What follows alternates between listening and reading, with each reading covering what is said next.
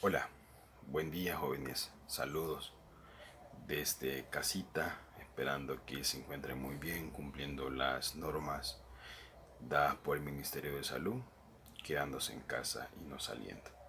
Muy bien, quiero por medio de este pequeño video compartirles un poco de información sobre el tema que estamos tratando, sobre la democracia y cómo esto se fue dando en América Latina. Es por ello que este día, mediante este pequeño corto video, les quiero hablar un poco de esto. Bien, quiero primeramente mencionarles cuáles son las características de la democracia.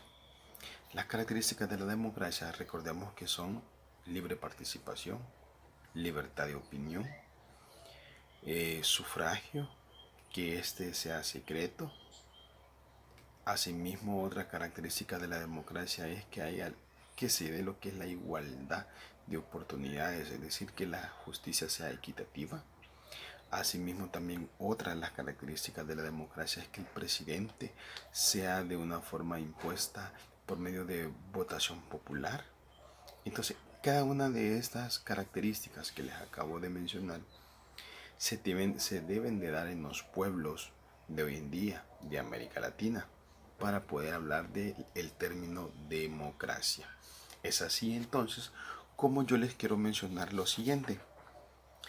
El sistema republicano. ¿Consideran ustedes que en nuestro país vivimos un sistema republicano? Déjenme decirles qué nos dice en sí qué es el sistema republicano. El sistema republicano es el liderazgo que recae sobre un presidente. Entonces, preguntémonos, ¿en nuestro país estamos dominados mediante un sistema republicano? Asimismo también, déjenme contarles que también otro elemento a tomar en cuenta dentro de lo que es la democracia son las monarquías parlamentarias. ¿Y qué son las monarquías parlamentarias? Las monarquías parlamentarias en las que existe la figura del primer ministro con atribuciones semejantes a las del presidente.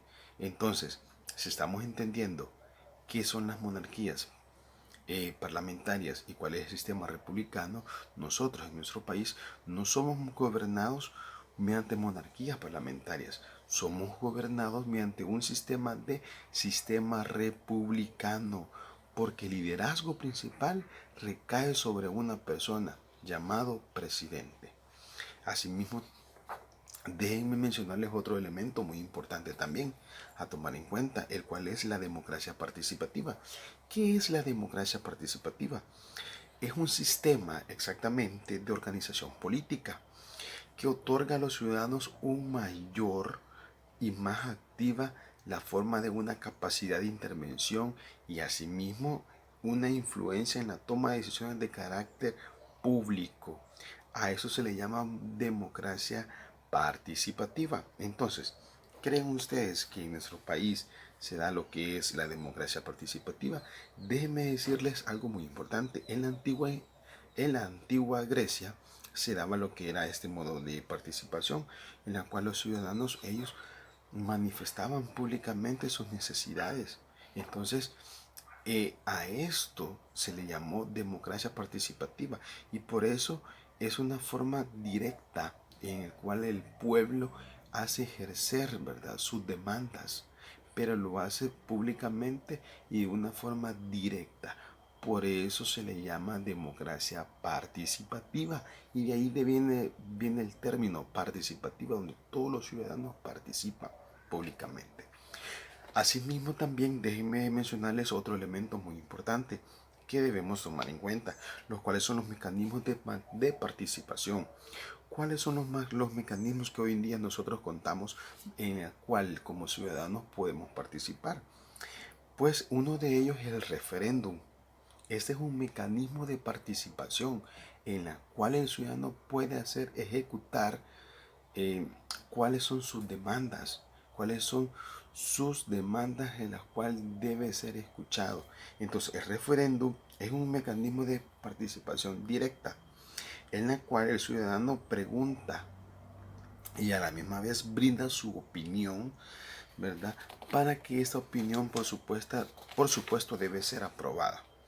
Asimismo, también tenemos el plebiscito, ¿Qué es el plebiscito? El plebiscito es conocida como consulta popular en la cual se convoca al pueblo a que emita una opinión sobre determinadas decisiones de tipo político o pueden ser también decisiones de tipo jurídico. En un proceso electoral se da muy frecuentemente el plebiscito. ¿Por qué? Porque recordemos que en un proceso electoral somos convocados todos los ciudadanos para poder ejercer el voto popular en la cual el pueblo elige a sus gobernantes. Entonces, el plebiscito es un mecanismo de participación ciudadana en la cual aquí, por ejemplo, en nuestro país se hace valer. Asimismo, también tenemos otro mecanismo de participación, como por ejemplo la participación representativa. ¿Y en qué consiste la participación representativa? Es considerada una forma directa en la cual se le otorga a los ciudadanos los mecanismos para que esos puedan ejercer un poder político. En cambio, ¿verdad? Porque hay que también hacer la aclaratoria cuál es la diferencia entonces entre la representativa con las otras formas de participación ciudadana. Entonces es muy importante que tengamos en cuenta que en la participación representativa también se da de una forma indirecta. Indirecta es porque mediante un voto el poder político recae sobre dichos representantes. Entonces, si lo adecuamos, este concepto a la realidad de nuestro país, nosotros en El Salvador realizamos lo que es participación representativa cuando la gente, cuando el pueblo es convocado y da un voto. Mediante ese voto, el pueblo le está dando ese poder político para que sea representativo, para que esta persona a quien yo le dé mi voto me represente políticamente. Entonces, en nuestro país también se da lo que es este otro mecanismo de participación, el cual estamos hablando representativa. Y asimismo también quiero mencionarles que una de las características de los gobiernos que ejercen este mecanismo de participación representativa es que debe ser sometida a las decisiones de las mayorías. Por cierto, ¿cómo así? Cuando elegimos a los candidatos, aquellos ciudadanos que representan al pueblo en diferentes instancias, diputados, alcaldes, presidente. Entonces es ahí donde nosotros eh, ponemos en práctica lo que son los mecanismos de participación representativa. Y también quiero mencionarles el gobierno presidencialista. ¿Qué vamos a entender por gobierno presidencialista? Es un sistema presidencial o es una forma de gobierno en la que una vez constituida en la República, en la Constitución de la República de El Salvador, ¿verdad? Esta nos aclara exactamente que el poder está representado en tres poderes del Estado, valga la redundancia: poder ejecutivo, poder legislativo y poder judicial. Entonces el sistema de gobierno presidencialista se caracteriza por esto, porque el poder público está dividido en tres, ¿verdad? Ejecutivo, judicial y legislativo. Asimismo, tenemos el otro tipo de gobierno, el gobierno parlamentario. ¿Cuál es el gobierno parlamentario? Es el gobierno que está cimentado en una asamblea o sistema de asambleas, cuya base hay un principio representativo que determina los criterios de composición y supremacía depende del consentimiento de la mayoría, obviamente de la gran mayoría que representan el parlamento, ¿verdad? Entonces, de esta forma se da lo que es el gobierno parlamentario. Entonces la pregunta que nos podemos hacer es la siguiente: ¿qué tipo de gobierno nosotros tenemos aquí en El Salvador? ¿Tenemos un gobierno presidencialista o un gobierno democrático? Contéstatelo tú mismo mediante este pequeño explicación que te he dado.